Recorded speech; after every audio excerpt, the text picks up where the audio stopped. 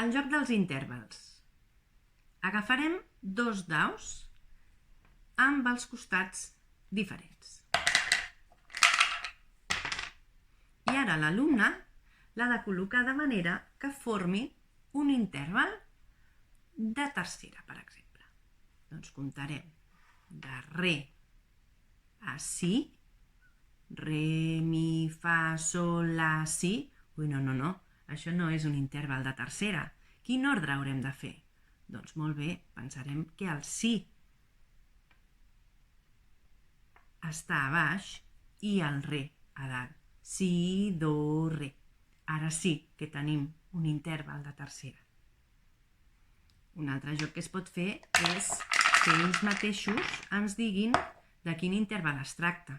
Nosaltres només vigilem i ells que ens diguin quins 2 intervals podem tenir. Doncs bé, si col·loquem la nota la a baix i el mi, la, si, do, re, mi. Tenim una cinquena. També ho poden col·locar.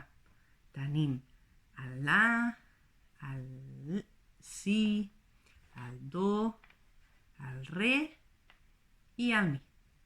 Podem col·locar-ho d'aquesta manera. Quin serà l'altre interval que podem trobar? Doncs que sigui el mi el que estava a baix i el la el que estava a dalt. I tenim mi, fa, sol, la. Una quarta. Aviam si és veritat. Mi, fa, sol i la. Doncs sí, hi ha 4 notes. És un interval de quarta. Més endavant, quan tinguem una miqueta més de nivell, el que podem fer és convertir aquests intervals. Demanar, per exemple, que ens diguin si es tracta d'una quarta, en aquest cas, perfecta o menor, disminuïda, perdó, o si és augmentada. Doncs bé, traiem aquestes notes perquè no ens molestin i ara ens deixin pensar. Molt bé, de mi a la passem per mi fa, per un semitó, és a dir que aquesta quarta serà perfecta.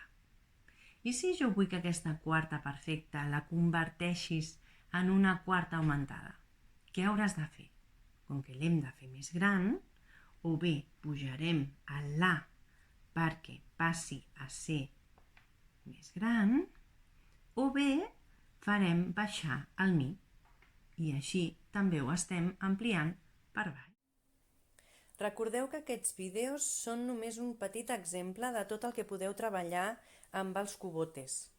A mesura que aneu coneixent també l'alumne i aneu pujant el nivell, veureu que es van sumant molts i molts jocs diferents. Inclús els alumnes aniran ajudant-nos perquè ells també tenen molta creativitat i imaginació i ens conviden a fer jocs diferents del que teníem pensat.